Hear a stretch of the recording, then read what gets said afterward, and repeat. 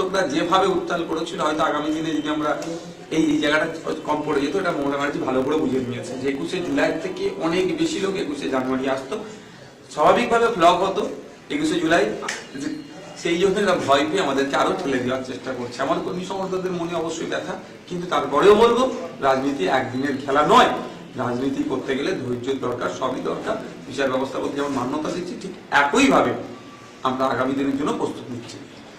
গতকালকে আপনাদের কোর্ট রায় দিয়েছিল, তা আপনাদের সিঙ্গেল বেঞ্চের রায়ের বিরুদ্ধে রাজ্য ডিভিশন বেঞ্চে গেছে, এইটা কেন?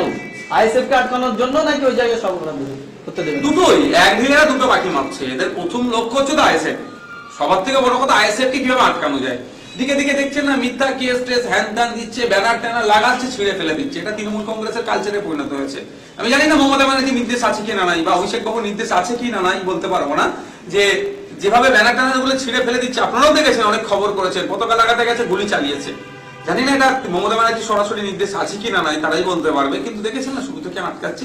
এরা আইএসএফ কে ভয় পেয়েছে।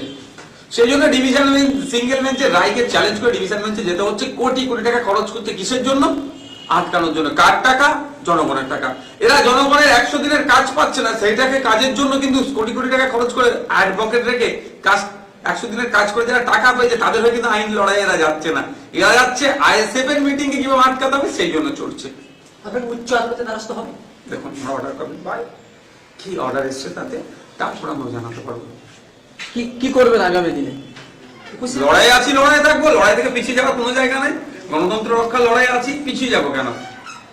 একটা খবর পাওয়া যাচ্ছে না কি আপনারা 21শে জুলাই আবার সভা করার জন্য, ওই জায়গায় সভা করার জন্য পুলিশকে জানিয়েছেন? দেখুন কারো তো ব্যক্তিগত কোনো জায়গা নয়, এটা ভারত দেশ, স্বাধীন দেশ। যে যেখানে পারবে, যেখানে শুধু সংরক্ষিত এলাকা ছাড়া যে যেখানে পারে সভা করতে পারে। আমাদের পক্ষ থেকে অ্যাপ্লিকেশন দেওয়া হচ্ছে। শুধু 21শে জুলাই নয়, আগামী দিনে অনেক জায়গায় অনেক প্রোগ্রাম করবো, তার অ্যাপ্লিকেশন অলরেডি দেওয়া আছে। ওটা কি তৃণমূল কংগ্রেস ওখানে ওই ভিক্টোরিয়া হাউসের সামনে সভা করে বলে ওই জায়গাটাই বলে কি একটা বাধা দেওয়ার চেষ্টা করছে? হ্যাঁ, তৃণমূল কংগ্রেস তো চাইছে ওখানে কেউ না করতে পারে, ওদের যেন উত্তরাধিকারী সূত্রটা পেয়েছে। বিজেপির সাথে তৃণমূলের কি তফাৎ আছে আপনি বলুন তো? কি তফাৎ আছে? ওরা তো দুজনে একে অপরের পরিপূরক। ওরা যত অমিত শাহ সি এর কথা বলবে তৃণমূলে, তত ভোট ব্যাংক সুরক্ষিত হবে। ওরা তো চায় বিজেপি এসে বেশি করে প্রোগ্রাম করুক। কারণ আইএসএফ কে ওরা ভয় পায়। আইএসএফ এসে মানুষের অধিকারের কথা বলবে। আপনি হিন্দু মুসলমানে ওরা কেউ রাজনীতি করতে চাইছে, আইএসএফ বলছে ভাতের রাজনীতি, ওরা ধর্মের রাজনীতি, ওরা জাতের রাজনীতি করতে চাইছে। তো ওরা ধর্ম জাতের রাজনীতি করছে, আমরা বাসস্থানের রাজনীতি করছি, মানুষের অধিকারের রাজনীতি করছি। সেই জন্য ওরা ভয় পাচ্ছে।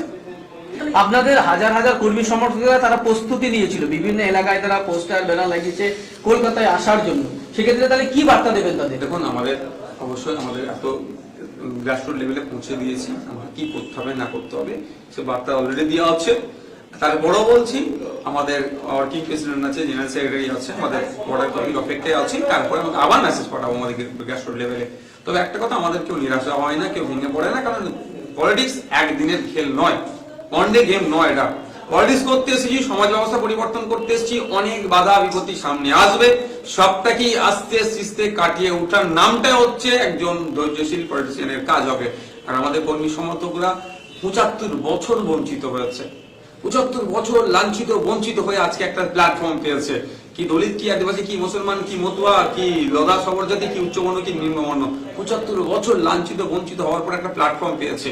সুতরাং আমি আমার কর্মী সমর্থকদের প্রতি আমার ভরসা আছে। তারা হয়তো কিছুটা হলেও আবেগের কাছে পরাজিত হতে পারে, তবে একটা কথা বলবো, 75 বছর আমরা পরাজিত হয়েছি শুধুমাত্র আমাদের আবেগকে নিয়ে এরা খেলেছে। আর আবেগকে নিয়ে খেলতে দেওয়া যাবে না। আমরা এখন দিমাগের ইস্তেমাল করবো, বিবেক দিয়ে চলবো, আগামী দিনের কথা ভাববো, আগামী প্রজন্মের কথা ভাববো। সেই জন্য আমাদেরকে এখন আবেগের বিবেকের ইস্তেমাল করতে হবে। Thank you.